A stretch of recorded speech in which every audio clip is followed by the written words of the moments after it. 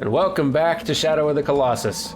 We're going to talk a little bit more about the animation in this game as we go to take on the third Colossus, which, I think might be one of my favorites. It's really hard to pick. There are so many cool-looking Colossi in this game. What a cool game. That's right, and as you defeat each Colossus, each one basically stays where it falls as just a huge pile of dust.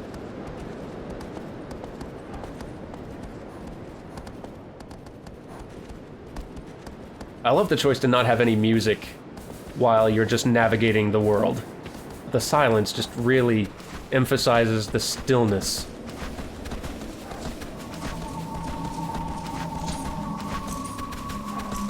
To anyone who has never played this game, beginning to end, I cannot recommend it enough.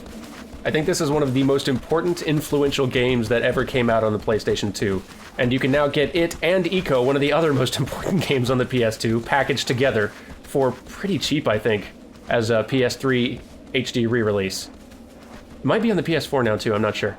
But these games are amazing, and although they have influenced countless games that came after, there is nothing quite like them.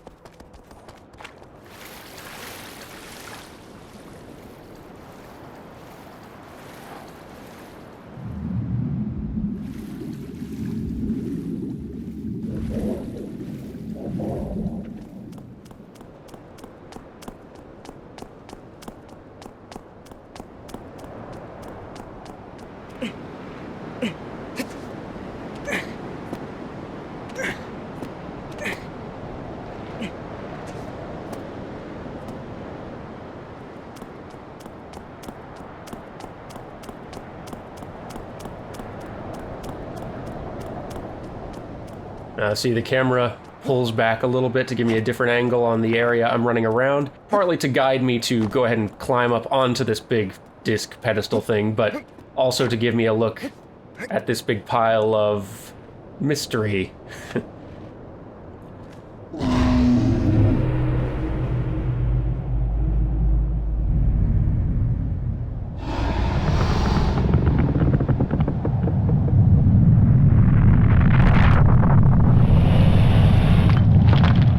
I love this Colossus's design, and it's really weird too, which is fun.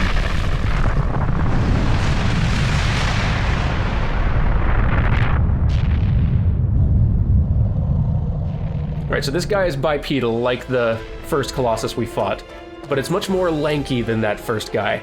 But its legs are really weird, and its feet are basically these just little ball shapes, which is way less sturdy than a foot or a hoof type shape. So you may notice that in its animation, it spends a lot more effort trying to steady itself. When it gets ready to swing that huge thing at me, it takes a step back, it drops its stance, it steadies itself, it gets all set and ready, and then it swings, then it steps forward and makes sure it's balanced again.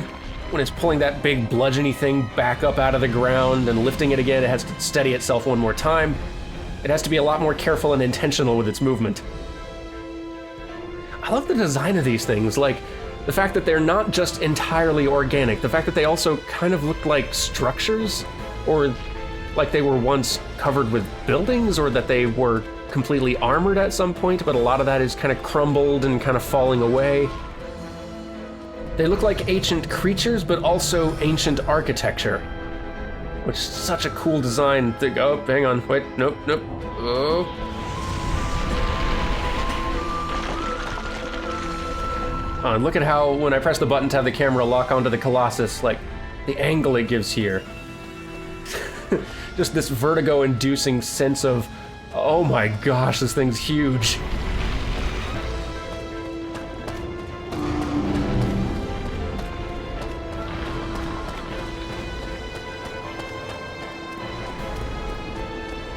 All right. Come on, swing that thing down here.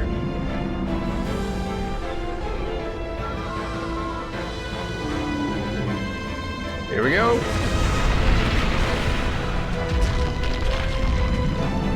Oh, this music. Guys, this soundtrack is one of the best in all of gaming right here.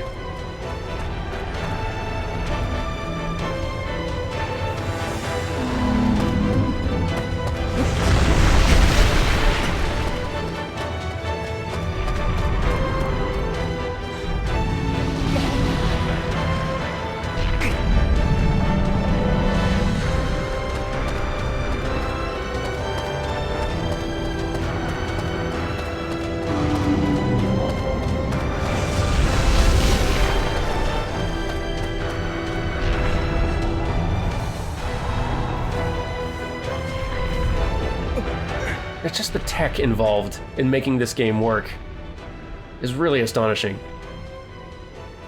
That the game can manage to have this moving creature be climbable, register the movement of the thing you're climbing, and use that to calculate how your player character should get flung around on top of it. And that your character can get flung around as a dynamic physics object while climbing and holding on to this moving thing. This is just such an impressive achievement.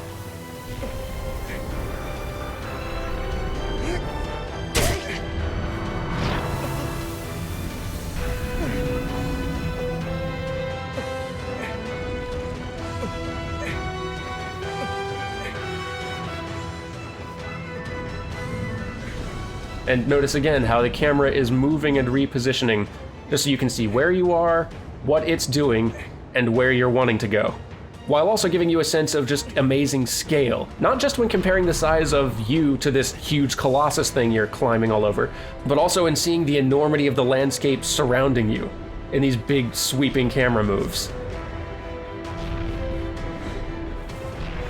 Notice how when your character is hanging on and getting flung around, the character doesn't just become a total ragdoll with all of their limbs flailing around in weird directions entirely governed by physics, with just the one hand kind of locked in place to where you're grabbing and holding on. The character actually does have an animation playing, just kind of the flailing, grasping, trying to find purchase with their hands and feet and grabbing on, and that animation is playing on top of the physics-driven, getting flung around dynamic stuff that's happening in the physics engine on your character. So those two are kind of both working together to create something that is dynamic, where your character could get flung in any direction based on the physics of the moment, while also still taking advantage of having a intentionally crafted animation of your character trying to grab on and grab hold and all that stuff. Because just going total ragdoll during those moments would look really goofy and weird. It would make it feel like your character wasn't a living thing during those moments. It would feel like that part in the movie where a character has to get thrown off a cliff, and so you have the shot where you see the actor and then they cut and you see what is clearly just this lifeless dummy just kind of falling and not flailing or moving or doing anything of their own accord. They're just entirely governed by the physics of the moment, just falling, and it doesn't at all look like a person.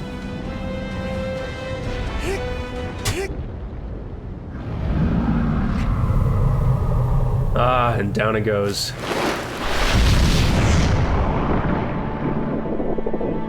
Look at the way the camera frames this. It's big, but it's also kind of distant.